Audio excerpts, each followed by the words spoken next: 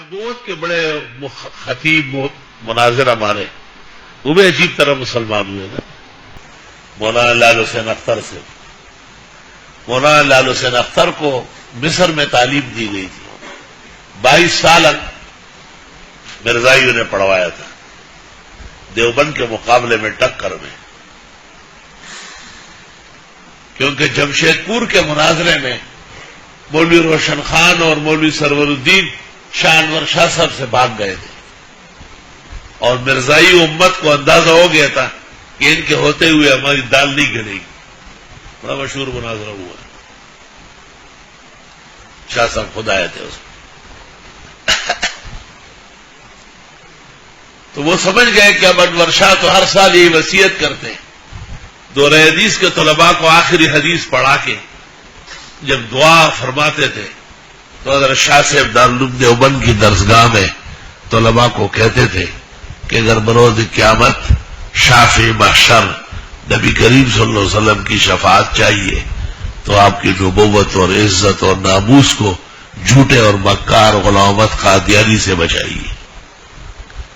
تو شاہ انور شاہ کے شاگرد تو رحمت دی دا خدای او پاک روح دا انور شاہ کشمیری او بشمیر شاگردان پا وطنونو کے لری. وہ تو پھر ایڑی چوٹی کا زور لگاتے تھے. سارے کام چھوڑ کر مرزائیوں سے مناظرے کرتے تھے. جب آدمی مناظرہ کرتا ہے تو صلاحیت بھی پیدا کرے گا. تو اللہ کی شان ہے کہ حضرت شاہ صاحب کے شاگردوں کو بڑے ملاقات حاصل ہوئے. تو مرزائیوں نے ان کے مقابلے میں لال حسین اختر کو تلاش کیا اور لال حسین اختر گیا مصر اور وہاں عربی سیکھی اور تمام علوم و فنون ضبط کیے اور واپس آ کے دیوبند اور سہارنپور اور دہلی کے علماء کو چیلنج کیا مناظرے کا کہ نبی برحق مرزا غلام احمد قادیانی آ چکے ہیں, ان پہ ایمان لے آؤ اور نہ مناظرے کے لیے تیار ہو جاؤ. اور مناظرے کی جگہ مقرر ہو گئی, گرداسپور ہی مقرر ہوا. اور مولانا لال حسین اختر صاحب صبح سے تیاری تو کر چکے تھے, لیکن وہ کہتے ہیں کہ فجر سے پہلے میں نے خواب دیکھا کہ ختم المرسلین